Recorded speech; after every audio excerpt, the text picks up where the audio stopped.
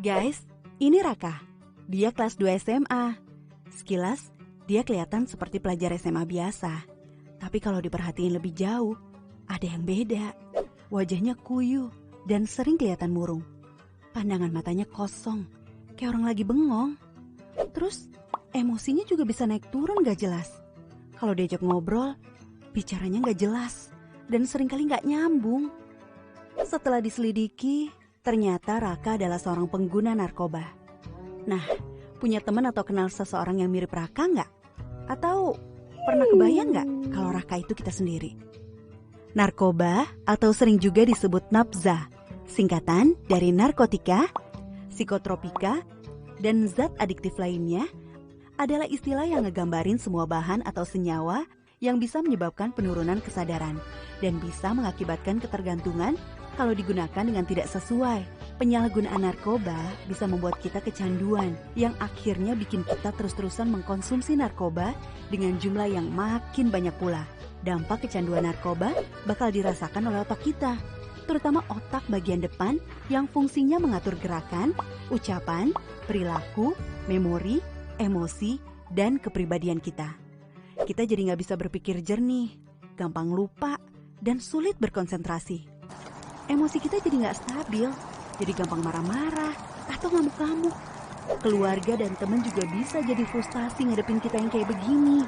Yang bikin serem, fungsi otak kita belum tentu bisa pulih lagi, walaupun kita udah berhenti menggunakan narkoba. Nah, bayangin sekarang, kalau ini terjadi di masa pandemi kayak sekarang ini.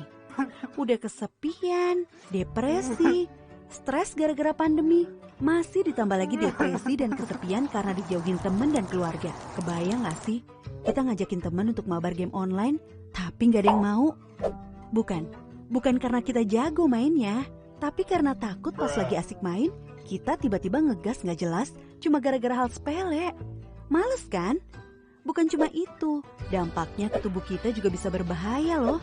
Beberapa hasil penelitian bilang kalau penyalahgunaan narkoba bisa berdampak pada penurunan kekebalan tubuh kita. Akibatnya tubuh jadi lebih gampang terserang virus, seperti virus corona yang lagi rame-ramenya sekarang ini. Makin serem kan? Nah, setelah tahu dampak negatif narkoba, terus gimana dong caranya supaya kita nggak kejerumus menyalahgunakan narkoba, terutama di masa pandemi seperti sekarang ini nih? Banyak teman-teman yang menggunakan narkoba gara-gara mereka merasa kesepian dan gak punya teman. Jadi mereka gak punya tempat curhat saat stres.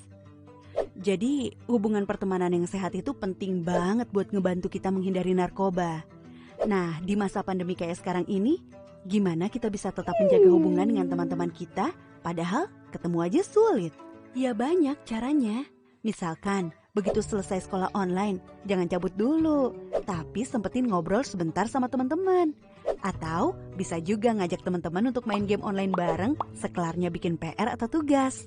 Mabarnya yang sehat juga ya, misalnya dibatesin cuma maksimal 2 jam setiap hari, supaya otak kita juga bisa beristirahat nggak ngeliatin gadget melulu. Tapi selain teman-teman sekolah, jangan lupa kita masih punya teman yang jaraknya nggak jauh dan bisa kita ajak ngobrol kapan aja, yaitu keluarga kita sendiri. Ingat, masa pandemi ini bisa bikin stres siapa aja, termasuk kakak, adik, atau orang tua kita. Nah, daripada stres sendiri-sendiri, kenapa nggak sekali-sekali kita ngobrol sama mereka sambil sekalian curhat, ya kan? Kadang-kadang ngobrolin masalah yang selama ini kita pendam sendiri dengan keluarga bisa bikin perasaan kita jadi lebih lega dan meringankan beban pikiran kita juga. Terus kita juga mendingan cari kegiatan untuk mengisi waktu luang selama pandemi ini, biar gak kebanyakan bengong dan akhirnya malah jadi bikin kita iseng nyoba-nyoba hal yang gak baik, termasuk nyoba-nyoba pakai narkoba. Banyak loh kegiatan yang bisa kita lakuin selama masa pandemi ini. Misalnya nekunin hobi baru seperti nyusun puzzle, main Rubik Cube, berkebun, menulis, dan banyak lagi. Atau belajar hal-hal baru di internet, misalnya belajar main alat musik, belajar menggambar, belajar masak, dan lain-lain. Atau video call sama teman-teman untuk ngebahas konten terbaru dari YouTuber atau selebgram favorit. Atau bisa juga melakukan kegiatan religius, hati jadi tenang. Atau malah coba-coba bikin konten sendiri untuk diunggah ke akun medsos kita. Misalnya bikin konten tutorial make up, masak, atau bikin kerajinan tangan. Atau bikin konten nyanyi cover lagu pakai gitar. Lumayan kan? Iseng-iseng tapi kalau banyak yang nonton bisa menghasilkan juga. Atau coba deh, keluar ke halaman depan rumah, terus coba lakuin olahraga ringan sambil menghirup udara luar. Pasti pikiran kamu jadi lebih segar dan suasana hati kamu jadi lebih positif. Nah, selain berusaha menghindari pengaruh narkoba kepada diri kita sendiri, kita bisa juga membantu teman-teman kita untuk menghindari penyalahgunaan narkoba. Istilah kerennya, kita bisa ikut jadi agen perubahan gitu. Banyak loh teman-teman yang terjebak kecanduan narkoba karena mereka menerima informasi yang salah tentang narkoba. Misalnya, ada yang mendapat info kalau narkoba bisa bikin badan kita jadi lebih bagus bentuknya. Atau ada juga info yang bilang kalau narkoba bisa membantu kita berkonsentrasi.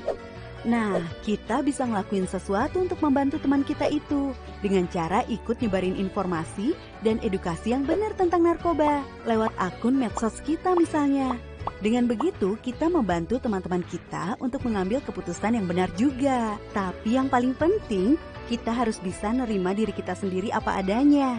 Salah satu alasan utama banyak teman-teman kita yang terjerumus menggunakan narkoba adalah karena mereka takut nggak diterima di lingkungan sosial atau takut nggak diakui oleh teman-teman. Kita harus bisa cinta sama diri kita sendiri karena tiap manusia itu istimewa dan unik.